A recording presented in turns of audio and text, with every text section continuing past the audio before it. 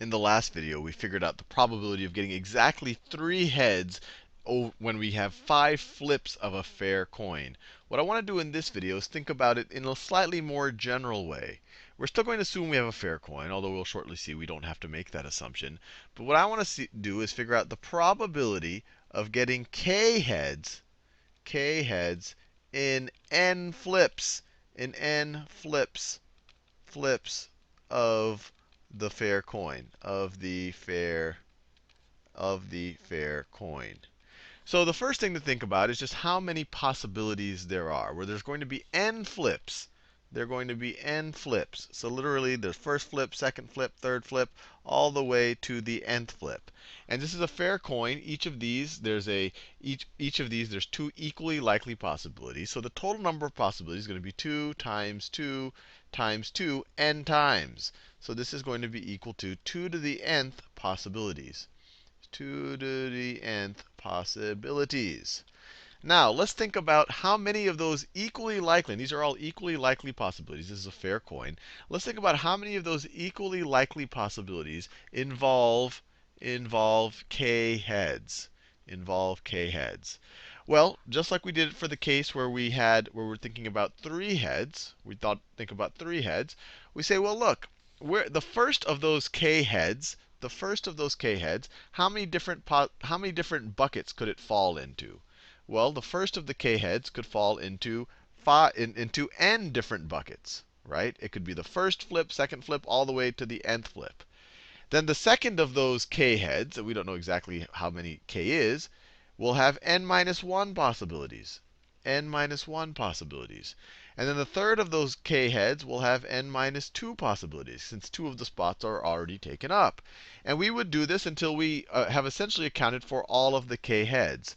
So this will go down all the way to, we will multiply, the number of things we're multiplying is going to be k, 1 for each of the k heads. So this is 1, 2, 3, and then you're going to go all the way to n minus k minus 1. And you could try this out in the case of 5.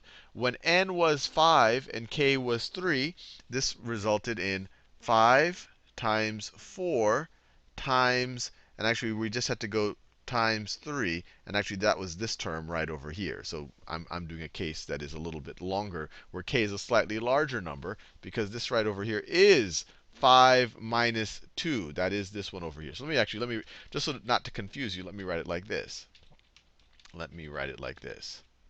So you'll have n spots for that first head, n minus 1 spots for that second head.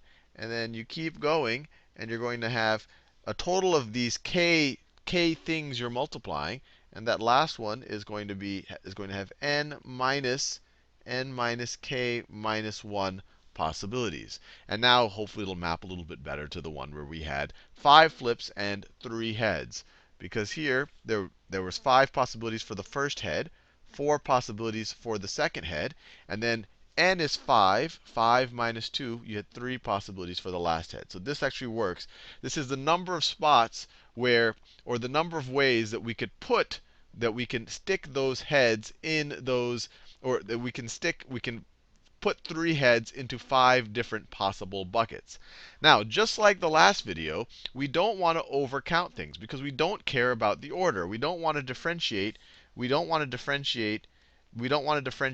ordering of heads, and I'm just going to use these letters to differentiate the different heads. We don't want to differentiate this from this, heads A, heads B, or any of the other orderings of this.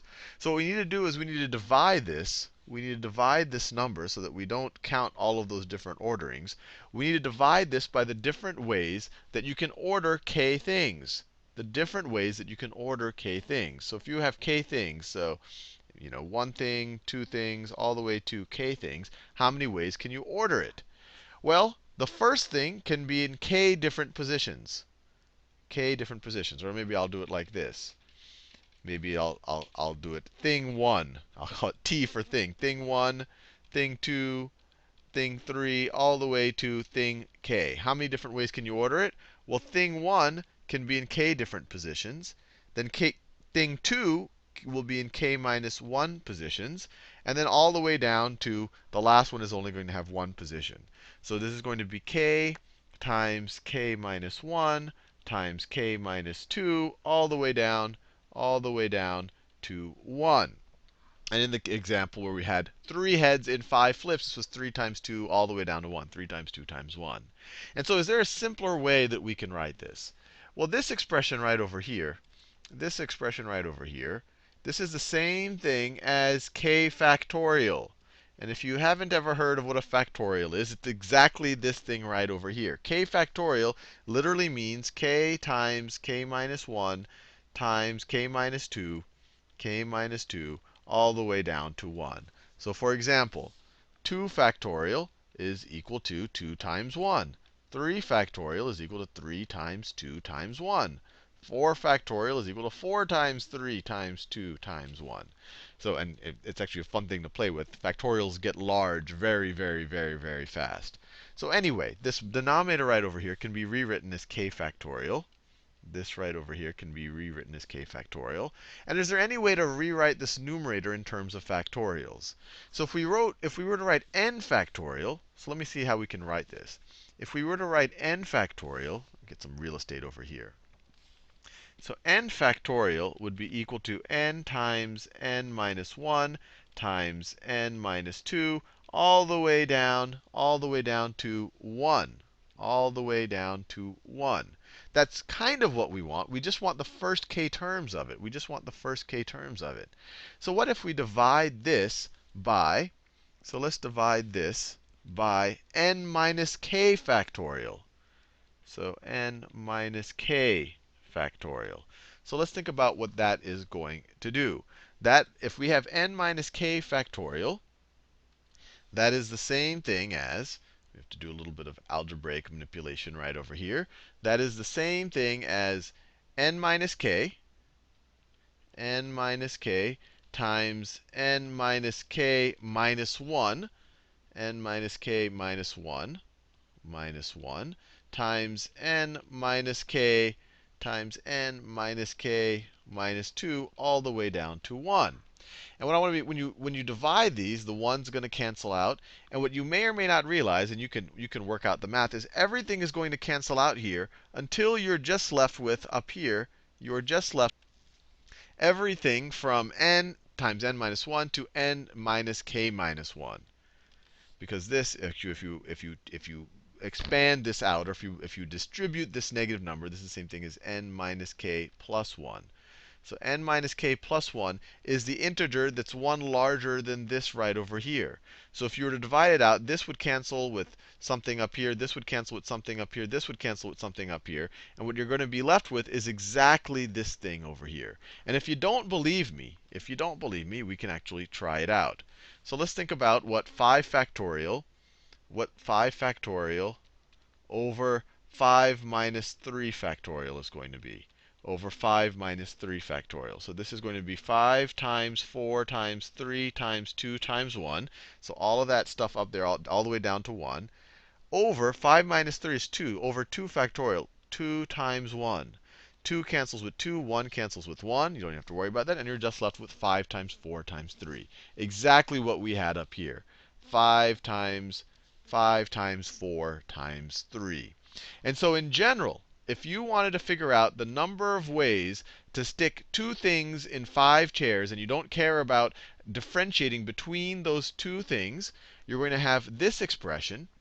You're going to have this expression right over here, which is the same thing as this right over here.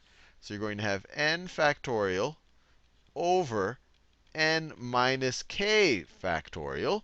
And then you're going to divide it by this expression right over here, which we already said is the same thing as k factorial.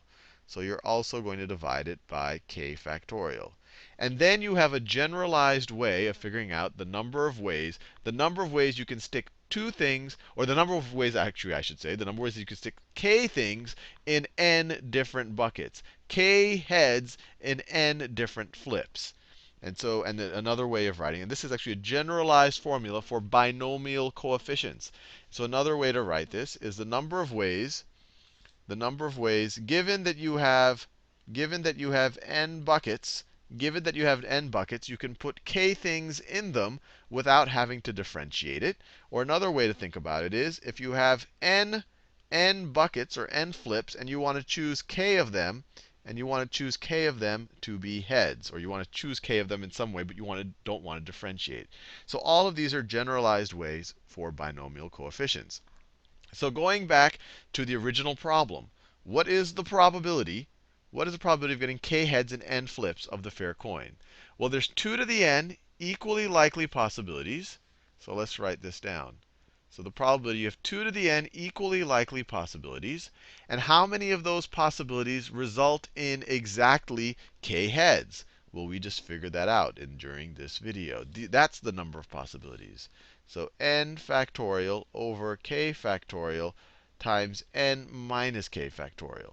Now, it probably is a okay idea to memorize this, but I'll just tell you frankly, the only reason why I still know how to do this 20 years after first seeing it or whenever I first saw it is that I actually just like to reason through it every time. I like to just reason through, okay, I've got 5 flips, 3 of them need to be heads.